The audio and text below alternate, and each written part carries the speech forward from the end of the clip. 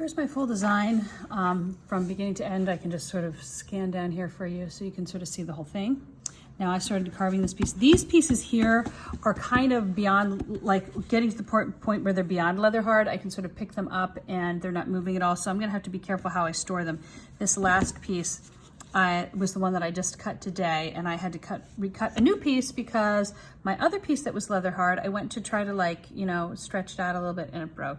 So I'm gonna save this piece with my other scraps that I cut off, and I'm going to show you how to reconstitute clay. This piece is going to have to be a little bit more soft before I reconstitute it, but these I can put back together again.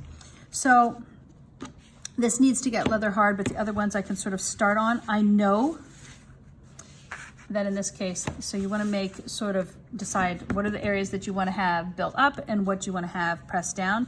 This is where you would need your little loop tools to carve with. Now, when you're in school, you can use some of these bigger tools, and we'll talk about how we're going to handle things that we're going to share. We're going to give you a way to disinfect these, but if I was going to pull out a large area at once, and we might have enough of these that we could send a larger loop home with people if you're going to be working virtually, but there's not too many virtual ceramic students. So start on, I am going to sort of do this all together at once because I want to make sure that I'm working perfectly in a line. So I'm going to start carving, and I really want this octopus to feel like it is standing out. So this might feel like it's satisfying. Wow, that's so satisfying. I should give you, I should do a video where it's right down at the side so you can actually see what I'm doing here. So what's nice about clay when it's leather hard like this is it's fairly easy to carve.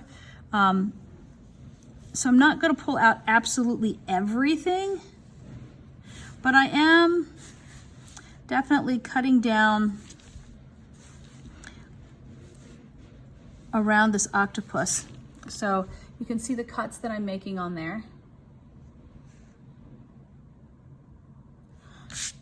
And now to make it sort of smooth out, I'm just going to pull back this direction, and you can see by the amount of clay that's coming off, it's not very much. So I don't want to take out everything, but I definitely want to recess that clay right in there. Like I said, I'm getting kind of to a dangerous point here where I cut these tiles a few days ago, and now they're getting a little dry. So I'm definitely going to show you how I'm going to store these out.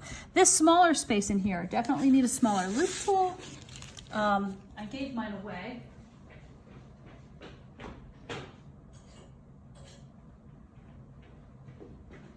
So again, each one of you should have something like a loop tool like this. When you come into class, you'll be able to get some of these things.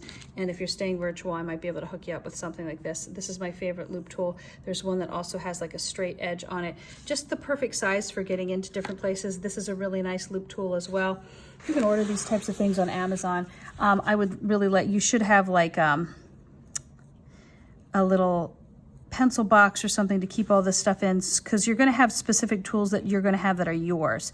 So you don't have to worry about washing them. But anything that we're going to be sharing as a class, we're going to have to think about disinfecting those, which we have a plan for. So, but if you're at home or you have your own tools, it's kind of nice. You don't have to worry about. And of course, anything that you borrow that's like this, we would need them back at the end because we only have so many tools. So,